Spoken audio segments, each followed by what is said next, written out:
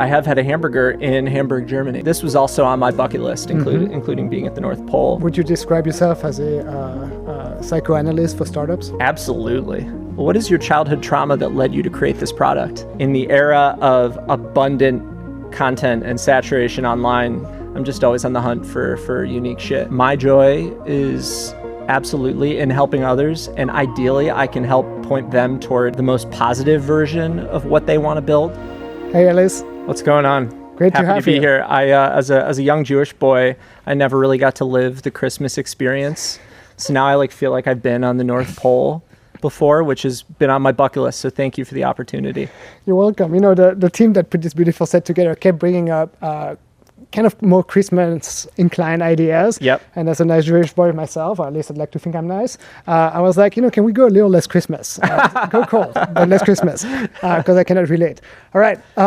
Normally I do an icebreaker with a question about email, but we actually have a great question about email, you were telling me, that was sourced from one of yours. So should we jump just right into it? I thought I was here to interview you. I've been writing and thinking about email apps for my entire life at this point. Oh man. Well, maybe you can ask me a question in a few minutes. Okay. How about that?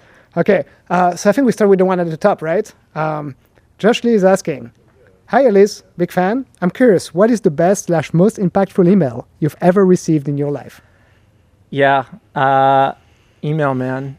The protocol that just won't die, which makes it amazing because you could find the emails that were most important, and they don't live on one of Zuck's servers somewhere where you can't find it. The email that comes to mind is an email my now wife, Rylan, sent me. Apparently she had a crush on me when we were working at Business Insider together. She went back to University of North Carolina to finish her senior year while I was in New York, and she was visiting New York one weekend, and she emailed me and said, hey, Hambro, which I guess was my nickname at the time. Okay. She said, I'm going to be hanging out. You want to meet up sometime this weekend? And I can't recall what was going through my mind. Maybe I thought I was just deep in the friend zone and I just ignored it, hence the Hambro nickname. But I did not reply. And that was almost it. And then fortunately, she emailed me again the next day, and it even says sent from BlackBerry at the bottom, which is very special. And fortunately, I received this email while I was 7 hours deep into a friend's birthday bar crawl, as one does in New York. And she and her friend hunted me down in Dumbo, and as they say, the rest is history. Yeah, that is incredible. Yeah. Wow. I've got a tech one, though, too, if you want to hear it. Let's do it. So I didn't always know that I wanted to be in tech. I was a fan of tech my entire life. I used to literally read the free Best Buy coupon magazines as entertainment every weekend growing up. And I knew the prices of every single compact and gateway computer. So I've always loved tech, but I never really thought that I could make that my career. I didn't even know what that might look like. And at some point in college, I was training to be a financial advisor. Can you imagine? I was the only one at the office wearing a skinny tie with skull and crossbones on it, and I did not feel welcome. So I started thinking about other opportunities, and I'd been reading Walt Mossberg, the Wall Street Journal's tech columnist. You familiar with him? Yep. Iconic. For my whole life. And I loved his column called Personal Technology, and I'm like, you know what? Fuck it. I'm going to email him and write a really good email and say, you want to chat sometime? I'm such a big fan of what you do, and I'm at the University of Michigan. I'm a writer. I'm not smart enough to actually work for the paper, but I want to do what you do. And he wrote back in 4 minutes, and I don't think I've ever felt such a big adrenaline rush in my life. Yes. He said, all right, let's chat. And the funny thing is we ended up chatting, but I think I over-prepared because it got really awkward. He was like, wait, is this for the school paper? These questions sound too thought out or too professional. And I'm like, no, I'm just a guy. And so that conversation ended up being pretty awkward. And then several years later, we finally met at the Consumer Electronics Show and everything came full circle. But yeah, 2 email replies that very literally changed my life. Do you still send cold emails like that these days? Oh, gosh. I mean, you know how this world goes. I largely work with founders, and emails can work, but I think a DM on X works better because you could see the mutuals, you could see the followers, you could see all sorts of social status signals. good or bad, that tell you a little bit about somebody. And so that's usually my option, or I just meet founders behind the set like I did today. That's the ideal situation. Yeah, that makes sense. Well, maybe you're at a point in your life where you're so much of an insider that you don't need cold emails nearly as much as you might have once needed them. That might be part of it. There's something interesting about it, though, isn't it? Maybe in some senses you're affecting the fabric of email, because that's one of the funny things about it, is that people can still reach you regardless of who they are and where they are. Yep. And yeah, like most of the time, most people won't reply, but odds are they've seen it. Yep. Unless they have an executive assistant. And I mean, maybe it's similar to Twitter in some ways, like you were just talking about, is that you have this power to enter someone's field of view and influence them in some way. And that's something that I've grown to appreciate about email over the years. Sweet. Well, should we respond to Josh? You know the app works, right? So I'll open the reply sheet. I'll press on the blue button. You can give us like a very short version of it if you want. Go ahead. We're going to test the symbols. Hashtag my wife. Let's see. Oh, I don't think that's quite what we wanted. We'll work on it. We'll work on it. Okay. Make it an actual hashtag and then the word my wife, the way one would post on Twitter back in the day. There we go. That's a lot better. Live demos. Hey, this is what we're here for. Great conversations and extremely high risk live demos. So we got to talk about Best Burgers next, don't we, briefly? I mean, I'm always happy to. I've learned the hard way that you never want to comment on someone's last name. But since you avail yourself to that, let's do it. Yeah. Hi, Ellis. Where's the best burger in America? Bonus points for best burgers, specifically in New York, San Francisco, and LA. I feel pretty lucky. I just had one of the best burgers in my life in Santa Fe, New Mexico recently. Okay. And we stayed at this little, one of those motels that gets converted into a nice millennial oasis. That's what it was, called El Rey Court. And they had a little food truck there. And, Santa Fe is famous for their chilies. And so it was a smash burger on a potato bun with some green chili sauce on it and some like white, almost like queso, like white American cheese. And I thought that's got to be the best burger in America. I love the juxtaposition of kind of like the spicy and sweet with that. LA, I think it's got to be the Window, another potato bun, this time with pickles and a little special sauce on it. That's on the east side, and I think on the west side as well. New York, I don't know if I could say this is the best burger in New York, but a handful of times, including at my time at the browser company of New York, I ended up at the Commodore, this kind of dive bar pirate-themed restaurant in Williamsburg. Have you ever heard of it? Nope. Yeah, I was probably there with Josh Lee, who's behind the scenes right now, probably salivating. And when you are drunk on tiki drinks, nothing tastes better than a cheeseburger. Yes, and so I have a lot of good memories of the Commodore cheeseburger. And I unfortunately don't have anything for San Francisco, but I have, you may know, I have had a hamburger in Hamburg, Germany, which has to be the most delicious encounter of your life, right? If you do that as a hamburger. And I was all excited. This was also on my bucket list, including being at the North Pole. I was all excited to show the German cashier my credit card, like hamburger for hamburger. Yeah. And she was just like, okay. Trademark German sense of humor. Oh my God. Not the best audience. How was the burger? Amazing. Okay. They know what they're doing. That's all that matters. Yeah. I pressed the red button the whole time. Let's see what this transcribes after that. I only started a little bit down the line, but look at that. We have all of our recommendation here. That's pretty good. Let's make it a little bit more concise. Can you just format it as a bullet point list of the spots? I love the narrative, but I think, Katie just wants to know where to go. Look at that. I think you've got a knack for this. Live demos are not easy, my friend. This app actually works. It's in the hands of a lot of people who use it daily. Isn't that something when the product actually works as designed? And it's not just a fuzzy AI pitch that's kind of like, oh, you do what you will with it. Yes. It just takes a lot of time and a lot of effort.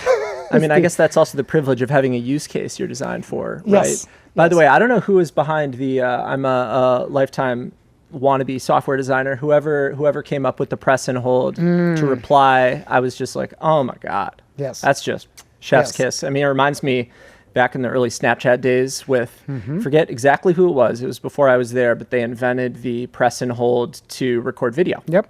And it's like, oh my God. Yeah. Too obvious to be true. I like the tactility of it. It's, I think, awesome. This was really teamwork. You got the haptics as well. Yes, the haptics is a big part of it. We want it to feel like a walkie-talkie, you know, and there's something magical and sort of nostalgic about that. And our designer, Omar, who's behind the scene, is a big part of that. So Omar claimed it was a team effort. That's humility. I think he's one to keep on your team. You know, because I asked him about it before. Nice. Okay, we sent our reply to Katie. Should we go to the next question? Whichever one strikes you as most interesting. I think we should go for the Joel one, personally. But Joel? You tell me. Yeah. About my hats? Yes. Joel, how do you pick such great-looking hats? What's your hat buying philosophy? Yes, and please spend 35 minutes on this. Well, it's a very long markdown file that I give to Claude about all my criteria for a great hat. No, actually. You know, I've been thinking about this. I think what I love is remixes and juxtapositions and surprising contrasts. And so I have an IBM hat that has an old IBM logo on like blue jean denim with like a khaki chino brim. Okay. And I just love what that recontextualizing a brand in that way is just so provocative and makes you think. And a lot of them are vintage because at the time they were kind of in poor taste. But you know, I do sometimes buy new hats, like this hat from a creative agency in LA called Play Lab. It is using the Disney lettering. And also, I think it helps if there is some type of personal, historical connotation to it. It's like my dad gave me this Detroit Pistons back-to-back hat. And I'll tell you what happened. This is a secret, but the original hat got really beat up because I loved it so much. And when I used to wear video shoots, that was my lucky hat on the video shoots. And so I went on eBay and I found another one, but I don't wear it because it doesn't have that like little emotional connection in your mind. So yeah, usually my formula is searching eBay for vintage hats, finding the ones that are like provocative in some strange way, and historical, represent some point of view. And sometimes you end up with a kid's hat that barely fits on the top of your head. But in the era of abundant content and saturation online, where everything is starting to look the same, I'm just always on the hunt for unique shit. Do you still wear that lucky hat that you have?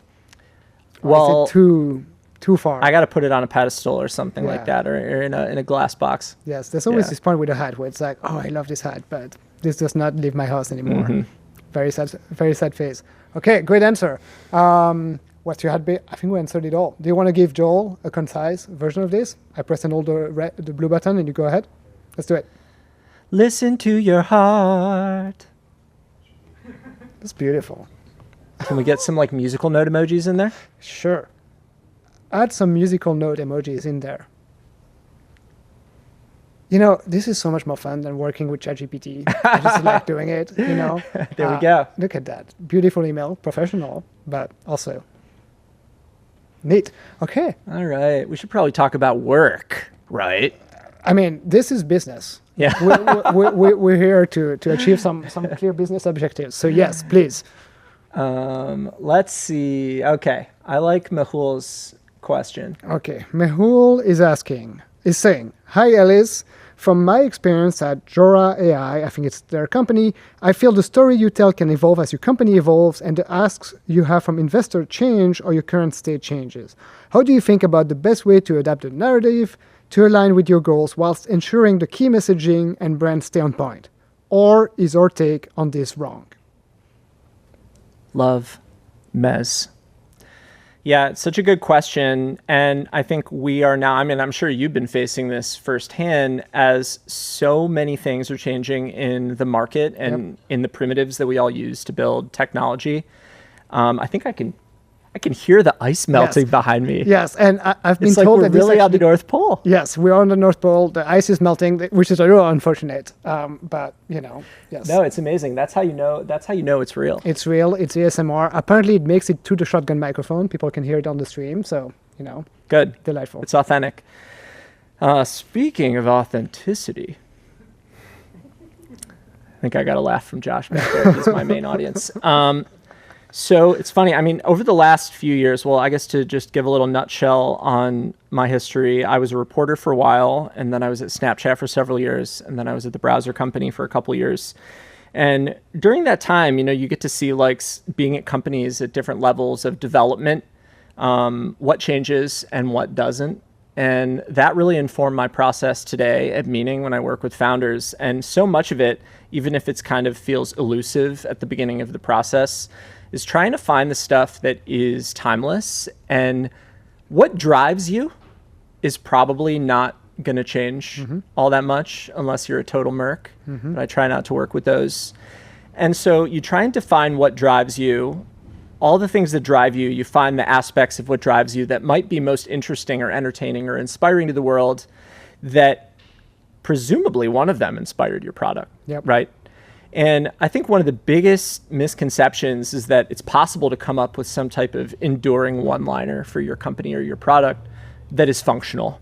I think the ones that last are the ones like Airbnb's, belong anywhere, even though I'm not sure that was ever even formalized as their mission, because it's something that is expansive and responds to a societal problem. And once you've found the societal problem that you care about, there are almost infinite solutions, and that part of the story doesn't have to change. Then you work with a great team like Afterimage to try and take whatever the new thing is and connect it, almost like you're an auteur in a way. You're connecting the latest new functionality with whatever is in your heart.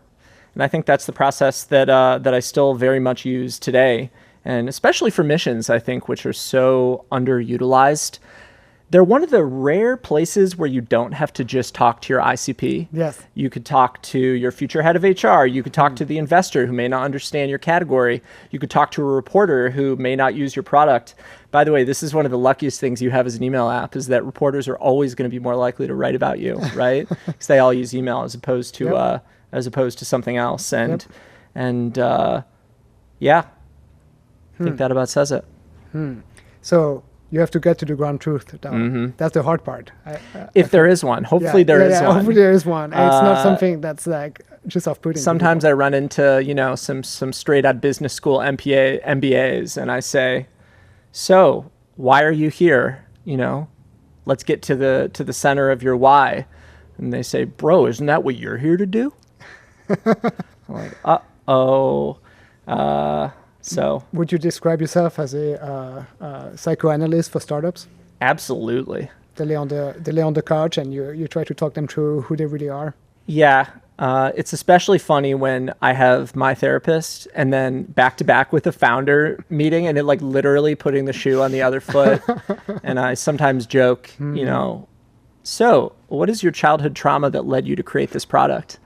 And like it usually is something. There's something good there. Something that they're ready to talk about it. And it's like, as we explored at the browser company, the more you share about yourself, the most unique thing about the company is you.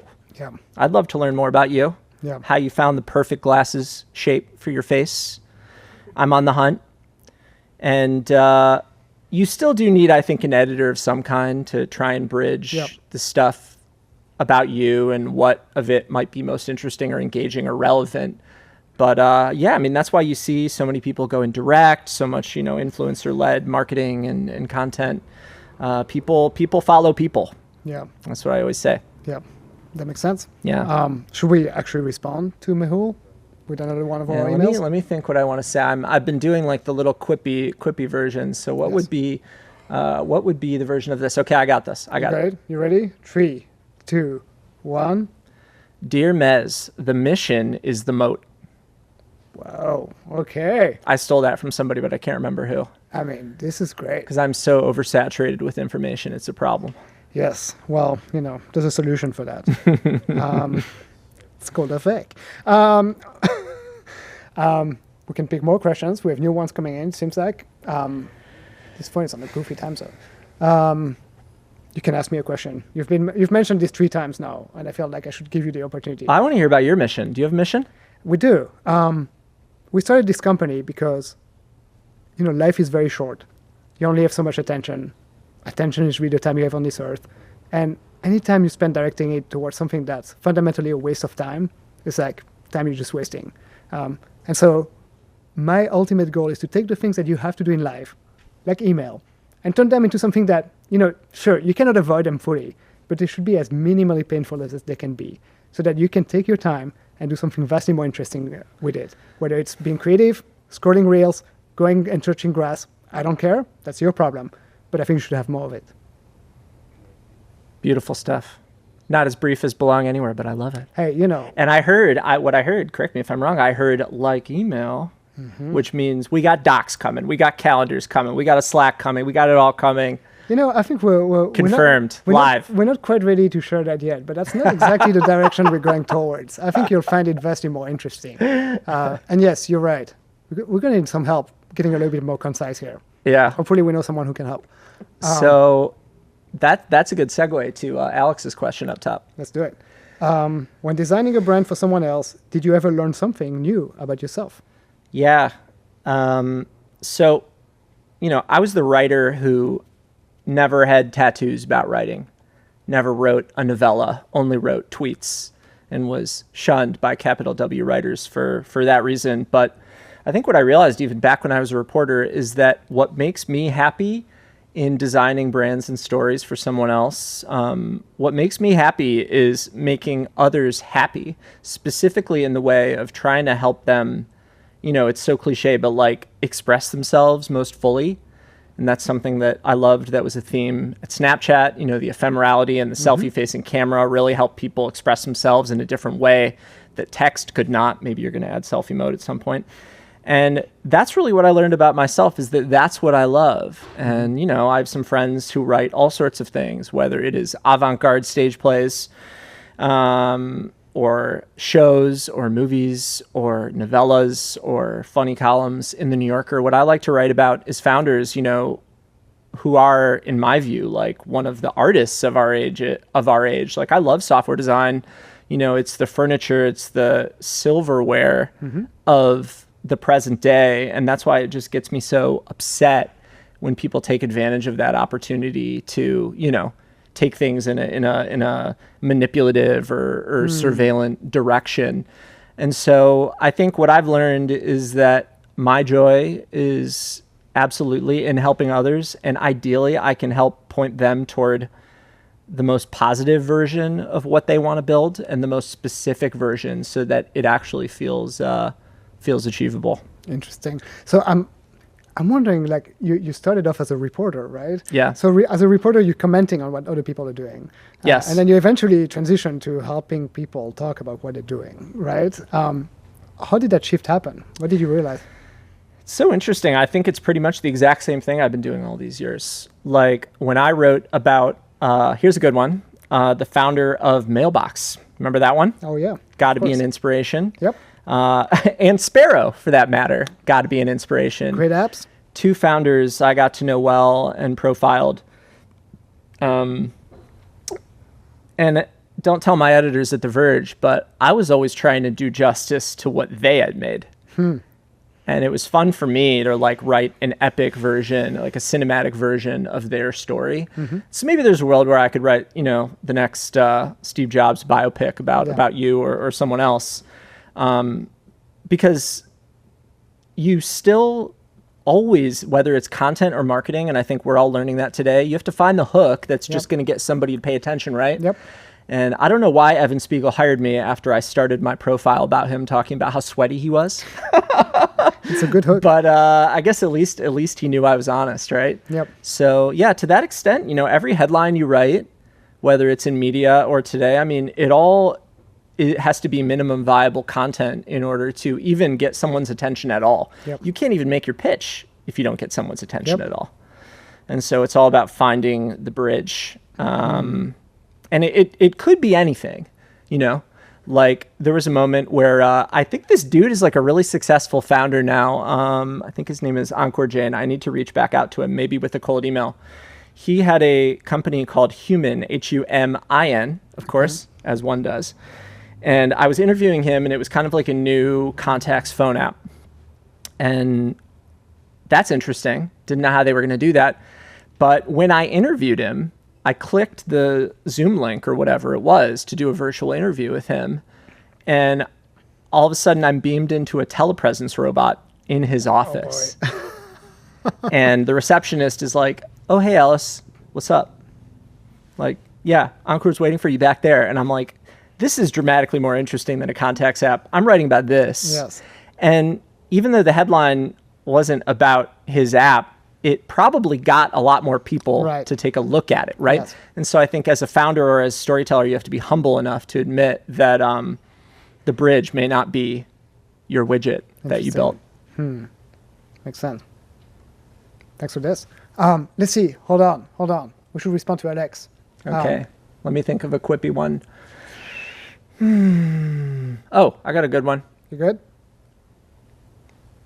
As they say, you got to write what you know. Damn. You're good at this. I don't know where you get so concise. Were you always this concise? Spent my whole goddamn life writing tweets, man. I better be good at it. Okay. Apparently, we have time for one more email. So we're going to make this one count. Okay. Tom Lowe. That sounds like someone who does not work in tech. No, I see a USC logo. So I'm guessing this might be a student at USC. Ellis, what is your favorite TV show or movie of the last year? And what TV show or movie are you most looking forward to? By the way, looking super en vogue, as always. Thank you, Tom. My favorite show at the moment is the new Ghost in the Shell. Are you a fan at all of this world? Well, I saw the original. You saw the original one? Yes. So what I love so much about this show is that while it is, a rather dystopian-ish cyberpunk vision of the future, it code switches animation styles, kind of maybe similarly to Across the Spider-Verse, but like in every single scene. Okay. And I think what I love about that is that it acknowledges that the art that is made today and a lot of the stuff that's the most interesting is a team effort and the result of a lot of people. And when you have different points of view in the story, that doesn't reduce the integrity of the story if it is aiming for something different. Yep.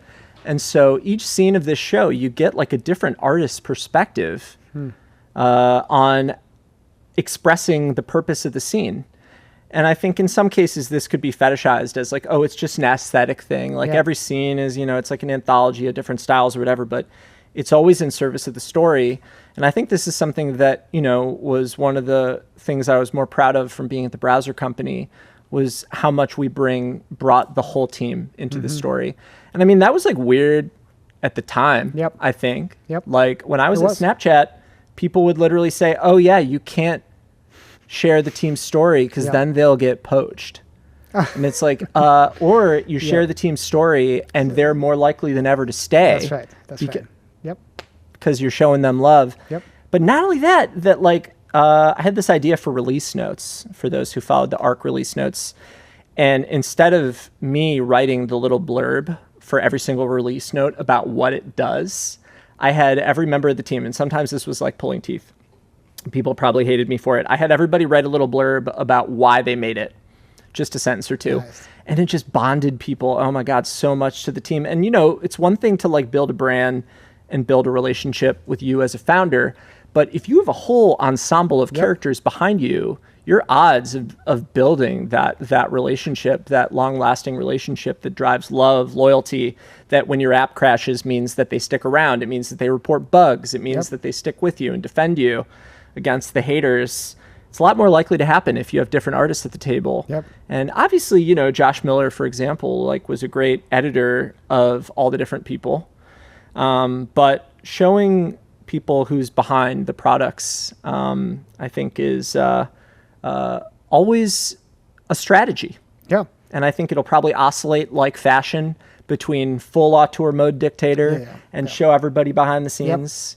But that's my favorite show right now. And what show are you looking forward to? What am I looking forward to? Oh my God, I'm looking forward to the new Strokes album, which is dropping probably any minute. Okay. And got the Odyssey this weekend. Have fun. Are you in founder mode? Do you have time for movies? I love movies. I actually have a ticket for the Odyssey on 70mm IMAX at 6 a.m. tomorrow morning. So, maybe I'll be so hyped up after today that I won't sleep all night, and I'll just drive straight into the theater and go watch it. And then right after, you're going to go on LinkedIn deliriously and say, here are 10 lessons for B2B email that one can learn from Christopher Nolan. We have not posted anything about this on LinkedIn. And this is making me realize that I should post that tomorrow. And I will. There we go. Sweet. Okay, this is our last response. Do you have something for Thomas?